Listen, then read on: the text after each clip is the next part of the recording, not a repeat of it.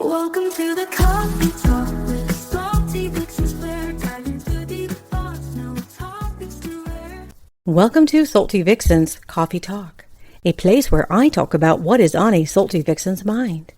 I'm an author, I'm a musician, and a mother, and I am the founder of Salty Vixen brand. Today's episode is titled Confessions of a Female Founder with Meghan, a Review. I have received emails from Salty Vixen fans asking me to do a review. And you're thinking, why?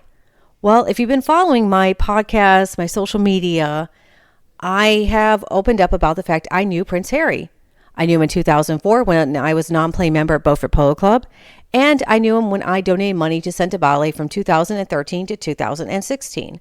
Yes, I knew Harry personally, more so in 2004 because, well, being a non-playing member at Beaufort Polo Club, and the person who got me membership was the owner's son, the younger one, and also the owner, the woman, she has now passed away, his mother.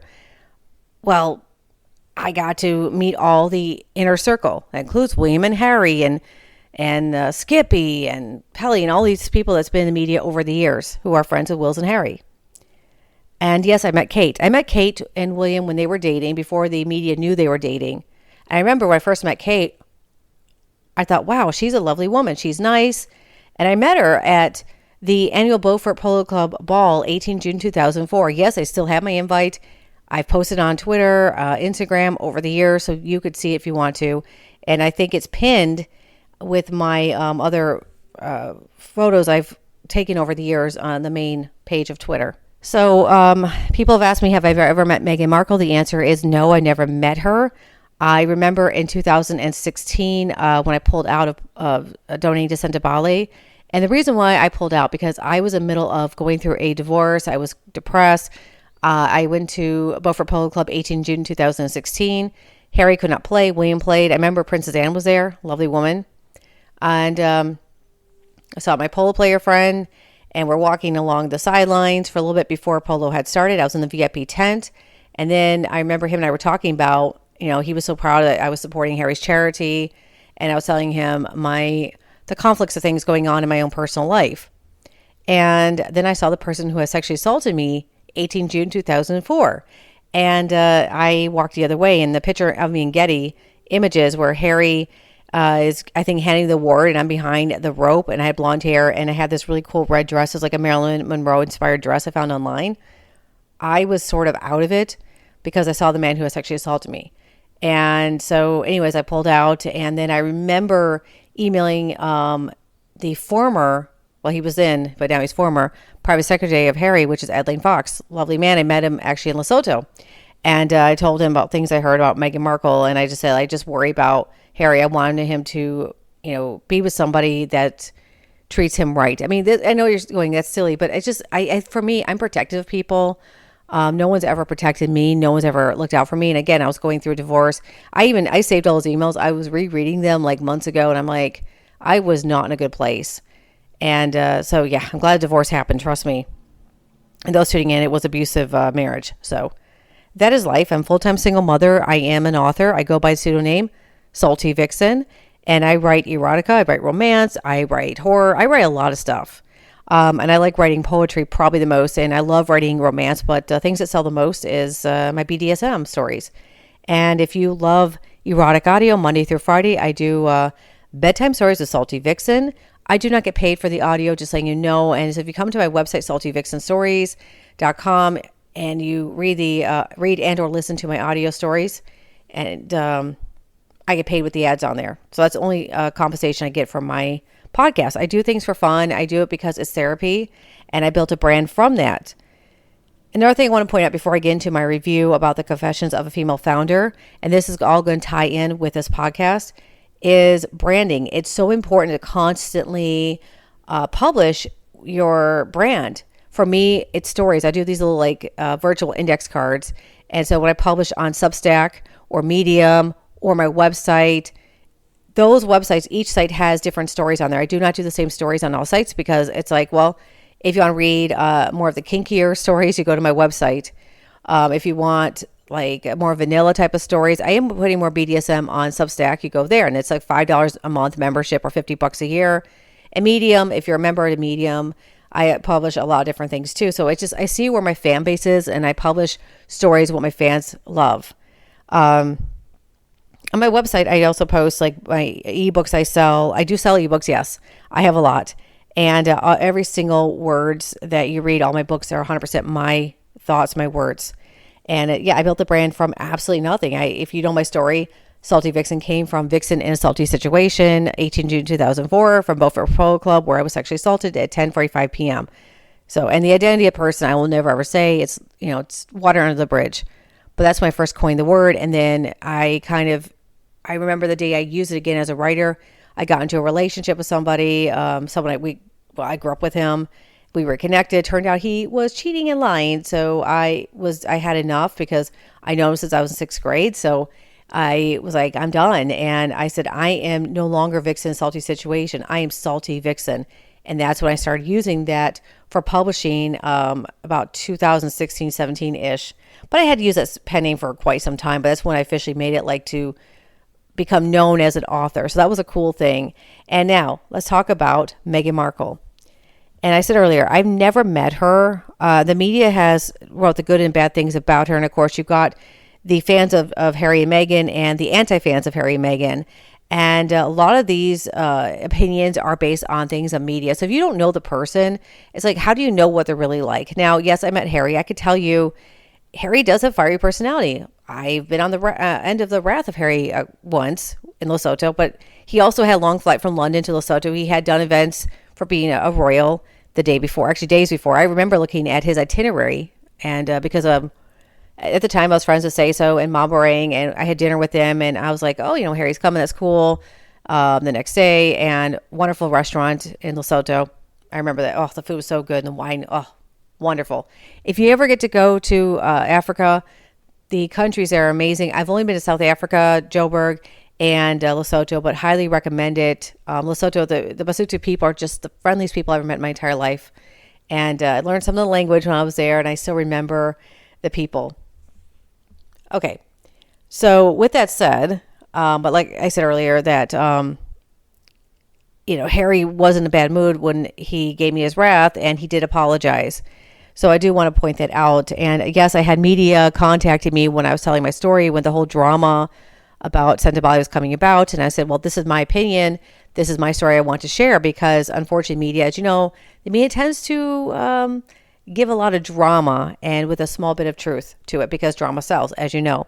And I refuse to talk to media. I will never talk bad about Harry. Anything I talk about on my podcast or my vlogs, these are experiences I've had with Harry, but overall, he is a good man. I think that I've said for years, he just needs to speak up more, but he can't because of who he is in status. That's the way he was trained, I guess you could say. Royals don't speak up. They know they usually let go of the negative press, but there's a point where it gets so much to you. And just like social media, a lot of people troll. A lot of people are going to say a lot of negative things. And I'll be frank, even Meghan Markle, and I've seen the reviews people are putting there, because, it's a lot of negative ones. And there's a couple of good ones I've been looking at. I'm Googling her. I'm actually just going through my iPhone right now. And it's sad, people are looking at her. Well, she's American, and she married Harry, and, she's living off of the name. And yeah, she is. Okay, that's brandable. What's wrong with that? You would do the same, right? Let's be honest. So let's talk about that part. Second of all, you have to remember, Harry has a trust fund. While on paper he's worth a lot of money, he has a lot of money that's supposedly given to him. He doesn't get that. He's only allocated a certain amount per month, I'm guessing. I'm just going from one. I had a trust fund. I only could take out a certain amount a month, and I had to write a whole report what I'm spending it on, and that money is for special occasions. So the reality, how much are they really worth in physical sense? Apart from what they've received on Netflix and podcasts, yeah, they have money. They can afford a nice home, okay, and good schools. That's good. But they've had to work for that, and they use their name that's brandable, just like my pen name, Salty Vixen. I had to work from ground up. I had to become my own boss bitch, which, by the way, on Salty Vixen Music YouTube page, there is a song called Boss Bitch, and I created that for all of us women who work from the ground up as full-time single mothers, or, just being a woman. It's not easy having your own business. All right, so let's talk about, what is this podcast? Well, it's called Confessions of a Female Founder by Meghan. And according to Lemonade Media, or Lemonadia Media, it states that Confessions of a Female Founder is a podcast you'll binge instantly. Honest convos with women founders, hosted by Meghan, Duchess of Sussex. Check podcasts, buy stuff online, basically. And then an Apple Podcast, the description states, let me click on that. Confessions of a Female Founder with Meghan, as Meghan, Duchess of Sussex, builds out a business of her own. She's getting advice and insights from a handful of amazing women who have scaled small ideas into successful companies. These fly-on-the-wall conversations will no doubt inspire anyone who's interested in turning their own entrepreneurial dreams into a reality, and anyone else who just wants to hear what really happens behind the scenes, which, as you know, this description is probably, well, more than likely written by her PR. And right off bat, I like the description of that. What I don't like is the people that she will have on her podcast are already well-known people. Now, if I want to hear from, let's say, Jessica Simpson, for example, she's a businesswoman. She is definitely someone that you could look up to for advice. She did start from ground up, but she had to build her brand to get to where she is today. Yeah, sure, I'll listen. But I'd rather hear from women who are not celebrities like myself. Yes, I am a public figure. I had to do this on my own. I had to market on my own. I don't have staff to hire, say, hey, I want to get this in Newsweek. I want to get into Daily Mail. And now I wanted to say, what I said earlier, when I posted on my vlogs, I knew Prince Harry, I did have Daily Mail contact me. They wanted to use my videos. And I'm like, no, I don't want to become famous over that. I want to be famous on my own accord. I want to keep building my brand. Well, it'd be nice to get media presence, but at the same time, do I really want that from piggybacking off of people I used to know back in the day? You see, I'm a storyteller. I don't mind talking about it. That's the difference. So yeah, I would say like I right off that the description I like, but like I said, it's cool having famous people on podcasts. It gives good PR. It gets the media to talk about it, which means the more PR you have, the more listeners. But just like her previous podcast she had, I think it was Archwell or something, it was the same thing. It was cool. She had famous people on there, but there was like one of them talking about like women who had gone through, I think it was sexual assault or harassment or something like that. And I actually contacted Archwell Productions and I said, hey, can I talk about what happened to me in Polo? You know, I've been through a lot. Here's my story. Never got a response. And I know Archwell gets a ton of emails. But if I was a famous person, they would have responded to me right away. That's just how crazy the world is today. You will never be noticed unless you are a celebrity or an influencer. That's the way the world is today. Well, it's always been like that. So yes, I did like that a lot, the description. But like I said, and it's not just Meghan. I think it's just podcasts as a whole.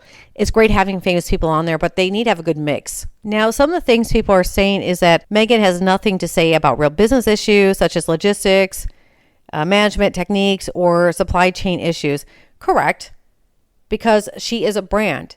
She's learning, but she has the staff to do all that.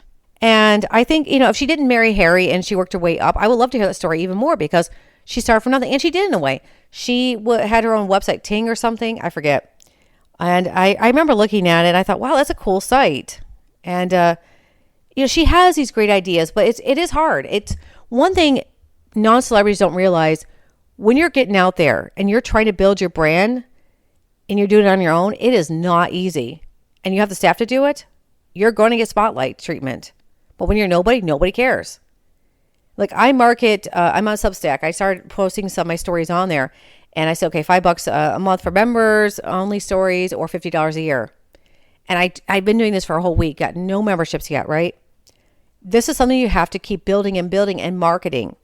So I posted on Twitter. Here's the Twitter index card of summary of the story. If you're interested, here it is, right? So you have to continue to do that. It's not an easy task. If I was famous like Meghan or Jessica Simpson or Paris Hilton, she's another one. I love Paris Hilton. I met her once, by the way. I have a story about that. Someday I'll tell you all. She's very sweet. And she's something to, you know, if you want to learn about women in business, definitely Paris. Paris and Jessica are two people I will say all the time. You want to learn business from celebrities that worked their way up and use their name to brand, those are two people I would 100% say to talk to listen to. So Meghan is learning. She talks about her jam. She's marketing her jam on her podcast, which you're supposed to do. I mean, I marketed my stories today. I marketed my brand on my podcast. So what? But people are complaining about that apparently. But you have to market. I keep saying that. That's a big thing to that. So that's cool. She did that. She is a storyteller like I am. So that's kudos for her on that. And a quote that she said in her podcast, in a world that capitalizes on your self-doubt, loving yourself is a revolutionary act. You need to swipe right on yourself first before you swipe right on others. This podcast had to do with talking to the Mumble founder, Wolf Herd. So, I mean, some people like it. This one reviewer said, good grief, what a waste of oxygen. Another person said, her new company as ever sells jam and flour sprinkles, presumably to morons. By the way, this is by Snickerdoodle Cupcake on Reddit. And it's the thread Saint Meghan Markle. So, yeah, 1,000, or not 1,000, but a lot of people who are just like trolling. But that's life. I mean, there's good, bad, and the ugly. So, would I listen to Meghan Markle's podcast again? Absolutely, I would. I think she's going to continue to grow on that. She, this news article says, Confessions of a Female Founder with its business advice from a California multimillionaire who owes much of her fortune to marrying a prince is as illuminating as you would expect. And I think that's a fair statement to say. Because, again, this whole podcast topic is talking about marketing. It all wraps up together. You have to market. She doesn't have to market it as much because, not to her being a celebrity name, but her marrying Harry, she uses that as a brand. And people are upset over that. Why? No one realizes how hard it is to have a business nowadays. It's so hard. And you work your butt off. Every single day. I get up at 8 a.m. Well, really, I get up at 6 normally, but right now we're on spring break. But so if I get up at 6 a.m., I get up, I make the kids lunches, take them to school. And while they're at school, I'm working, I'm editing. I'm thinking topics about my podcast, both of them. I have a third one I will be establishing very soon. And I have my ebooks, and I also edit other people's manuscripts. And then I do chores around the house because I work from home. And then I get the kids. And so then after that, I make dinner, I come home dinner, and then I work a little bit more. And I go to bed about 1 a.m. That's just been how it's been. Spring break, I've actually been staying up to about 3 a.m. this week. And it's not good. But I've been working on other projects to continue to build my brand. Like I said, unless you have a lot of money and have a staff, this is how it is today in the business world. It's not easy. And you have to keep working at it. So she's lucky. She doesn't have to do much to build a brand. I think it's cool what she's doing. But I think a lot of jealousy for a lot of non-famous people are feeling like, well, this sucks. Like, you get everything handed to you. And I get that. And it's frustrating to me because I was thinking actually last night talking to my boyfriend, and we're talking about, like, I took the kids to the dentist, and even with insurance does not cover a lot. It's so bad. And I came home and I'm sitting there like, well, maybe I should go panhandle on the street. I mean, that's how I was feeling yesterday after I shelled out money for, obviously insurance paid for cleaning. My son had a little cavity, and that was out of pocket, with the laughing gas and something else. It was like about $200 to $300 I'm paying. I'm like, geez, 5-10 years ago, insurance covered a lot more. Things happen, unfortunately. Meghan will never have to worry about money. She is securing her fortune. She's securing her brand, and I think that's great. But you and I, we have to continue to market and work very hard. So my review about the podcast is this. It has potential. I've said before from our previous podcast, she needs a mix of people on there. You have the celebrities and the non-celebrities. And I think as she continues to grow it, it's going to be incredibly successful. But you could say that for everybody. It takes work. And just like her brand, her jam, I actually thinking I might buy it soon, and I may do a review on it on my TikTok. Do a vlog version of that. Why not? So, all right, my lovelies, I am going to rest because I've been working nonstop since about 8 a.m. and it is now noon. And I need a break. I'm going to watch something on Netflix. There's a series called Gone Girls. I will do a podcast tomorrow on that, reviewing that, because that's a very interesting series and a bit creepy to watch late at night. It also gets you thinking about dating apps more and how dangerous dating apps are. All right, my lovies, I'm going to end this podcast. Hope you have a lovely day. Bye. Come and share with me. chat about the lows in this cozy little corner. Anything goes, every sip tells a story, every word brings a smile. With every conversation we'll go that extra mile.